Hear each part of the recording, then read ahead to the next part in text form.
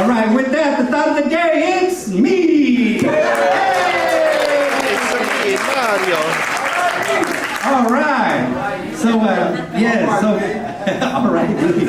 all right. So with that, so my thought of the day is on fear. I just want to speak on fear because I'm one of those people, like when somebody tells me, are you afraid? I'll be like, hell no, I'm not afraid.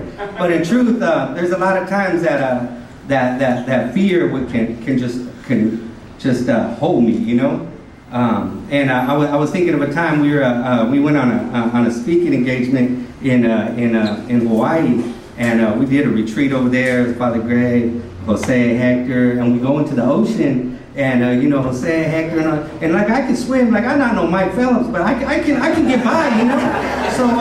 So we're over there, and you know, Hector has this bright idea. Let's go snorkeling. I'm like snorkeling, like all right, cool. And then so I get on there and I put the mask on and everything. I'm putting it on. And I go underwater. I'm like, man, this sucker, he could drown. He could drink the water. I'm thinking in my mind. And then all of a sudden, they get an idea. Let's go far into the ocean, right, by the rocks, you know. It was kind of deep, and I was like, man. And something inside of me like, oh, let's go, Steve, are you afraid? Like, hell no, I'm not afraid. Well, come on. So I'm going, and I don't know, something inside of me just said, stop, right? like there's a fear and emotion that like alerts your brain, stop, right?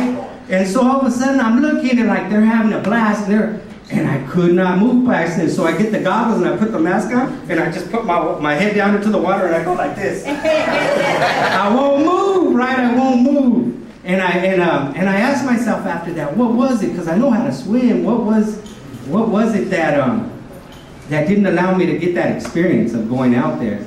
And it was fear.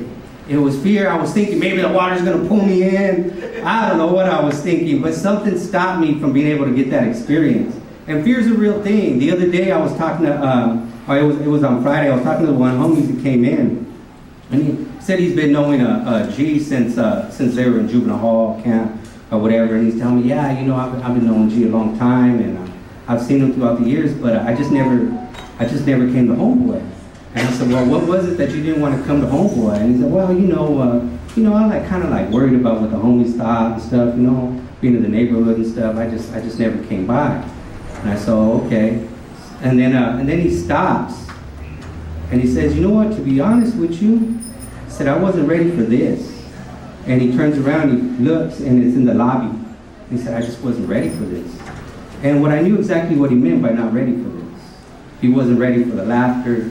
He wasn't ready for the hugs. He wasn't ready for the love. He wasn't ready to be vulnerable. He wasn't ready to take off his armor. And he wasn't ready to just be embraced by this place. And it's a fear that we have. It's a fear that I know that for me that can hold us back from moving forward. And I realized that one of the first times that fear can hold us back from experiencing things is when I was gone. And at the time my kids were staying with my mom, and I was incarcerated, and my mom would bring them once in a while to come see me. And one of the times my kids came in.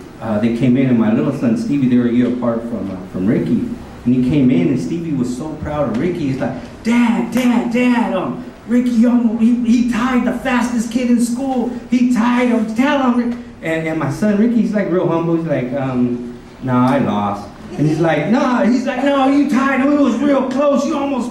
And I'm looking at him, but I see Ricky's not happy at all. And I'm like, what's the matter? You know what? Why aren't you happy? You know, Stevie's that proud of you. Why aren't you happy? And he says, Dad, because I know I could have won if I would have started fast from the beginning, but I never thought I had a chance to win. And I say that to say a lot of times when we walk through the door, we come in and we start late in the game, maybe 6 months, maybe 12 months with an 18-month program, but we don't come in ready to win. You know, it's a mentality that we have that maybe I'm not good enough, or maybe this is not for me, or whatever those things are. I know for me that I always thought, well, if I go all in, what if I fail? Or what if it doesn't work for me? Or what if I'm not good enough? And so all those things I say, it all comes from in here. That turns around, it's our greatest enemy, is when we turn around and we tell ourselves that we can't do it, or why we shouldn't do it, or we make excuses why it's not for us. So today I say, challenge those fears, go all in, and let's see what happens. Have a good day. And